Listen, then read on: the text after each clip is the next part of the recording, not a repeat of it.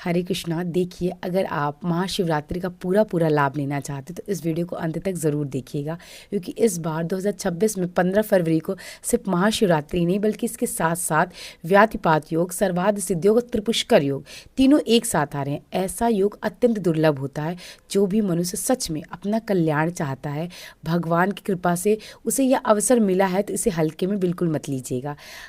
शिवरात्रि केवल शिव भक्तों के लिए नहीं। सबसे पहले ये बहुत बड़ी भ्रांति को दूर करना चाहती हूँ मैं। आप चाहे वैष्णव हो, श्री कृष्ण भक्त हो, शक्ति के उपासक या गणपति के भक्त हो, शिवरात्रि का व्रत सभी के लिए उतना ही अनिवार्य है जितना शिव भक्तों के लिए। तिथि तत्व में एक जगह लिखा आता है कि एकादशी सहस्त्रे तत्फलम लभते देवी शिवरात्रि मुँह पोषणात्, अर्थात 1000 एकादशियों का जो पुण्य है वह केवल एक शिवरात्रि का व्रत करने से मिल जाता है। स्कंद पुराण का वचन है कि 100 वर्षों तक, यानी कि शुक्ल और कृष्ण पक्ष की एकादशी करने से जो पुण्य मिलता है वह एक ही दिन की शिवरात्रि का व्रत करने से मिल जाता है। शास्त्र कहते हैं, चराचर लिंगेशु सक्रमते देवा तत्यम रात्रो यतो हरा। इस पृथ्वी पर जितने भी चल यानी घर के शिवलिंग, अचल यानी मंदिर के शिवलिंग, शिवरात्रि की रात भगवान शिव स्वयं हर शिवलिंग में प्रविष्ट होते हैं। इसलिए यह मत सोचिए कि मंदिर नहीं जा पाए तो लाभ नहीं मिलेगा। आप जहाँ भी हैं वहीं से पूरा लाभ ले सकते हैं। वैष्णव ग्रंथ हरिभक्ति विलास के गौतमी तंत्र का एक वचन आता है, शिवरात्रि व्रतम कृष्णम चतुर्दया तु फाल्गुने वैष्णवे अपि कर्तव्यम श्री कृष्ण प्रीते सदा। अर्थात भगवान श्री कृष्ण की प्रसन्नता के लिए भी वैष्णवों को शिवरात्रि का यह व्रत करना चाहिए। अब मन में ये भी प्रश्न आता है कि कौन कर सकता है यह व्रत। तो बालक हो, वृद्ध हो, स्त्री पुरुष, विवाह आपका हुआ हो या ना हुआ हो, सधवा विधवा, सब के लिए यह व्रत खुला है। ये इतना महत्वपूर्ण व्रत है कि इसे कोई भी कर सकता है। इसका लाभ सबको मिलता है।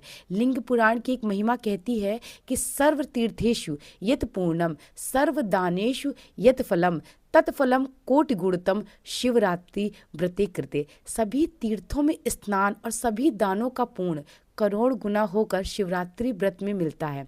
स्कंद पुराण में एक जगह एक वर्णन आता है कि एक शिकारी ने अज्ञानवश शिवरात्रि का उपवास और जागरण कर लिया। उसी के प्रभाव से वह शिवलोक को प्राप्त हुआ। अब जरा आप ध्यान से सोचिए कि उस शिव भक्त ने अज्ञानता के साथ किया था। आप तो जानबूझ कर ये व्रत करेंगे तो आपको कितना पुण्य मिलेगा। शिवरात्रि व्रत करने वाला सिर्फ स्वयं अपने लिए नहीं करता है, वो पूरे कुल को तार देता है। यमदूत उसके पास नहीं आ सकते।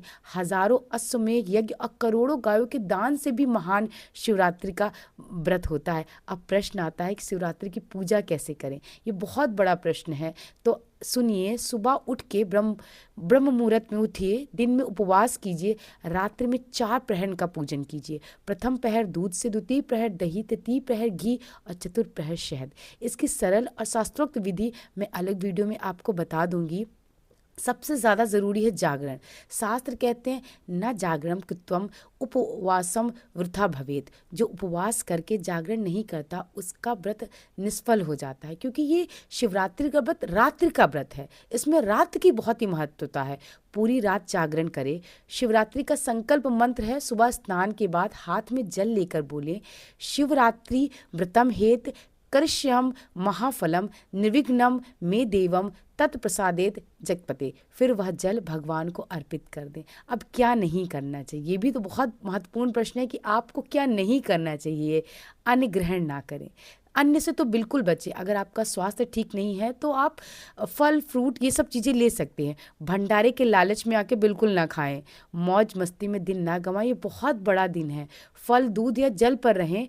अब व्यातपात योग का क्या रहस्य, ये भी तो जानना ज़रूरी है।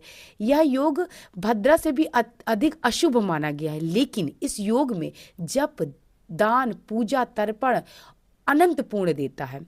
व्यातपते यत तदम कोटि गुणम भवेत। सूर्य ग्रहण से भी करोड़ गुना अधिक फल, 1000 अमावस्या के बराबर एक व्यातिपात योग है।